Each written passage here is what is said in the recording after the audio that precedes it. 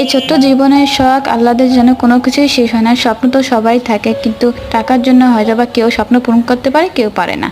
তো সবার ইচ্ছা থাকে তার জীবনটা, তার সংসারটা সুন্দরভাবে গুছাতে। সব নারীদেরই, সব সংসারী মেয়েদেরই একটা ইচ্ছা, স্বপ্ন যে তার সংসারটাকে কীভাবে সুন্দরভাবে গুছাবে। আমরা শৌখিন নারীরা বা সংসারিক মেয়েরা আসলে বা অনেক কিছু ভাবনা চিন্তা করেই আমাদের সব কিছু করতে হয়। যেমন একটা টাকা সংসার থেকে বাঁচিয়ে কীভাবে একটা জিনিস কেনা যায়, সেই চিন্তায় আমরা মগ্ন থাকি।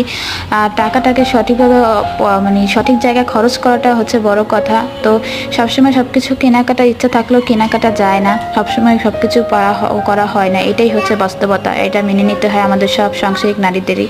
সব স্বপ্ন সবসময় পূরণ হবে এটাও ঠিক বলা যায় না। তো যাই হোক, আমরা নারীরা শৌখিন, আমরা কেনাকাটা করতে পছন্দ করি, যতটুকু সম্ভব ততটুকু করি।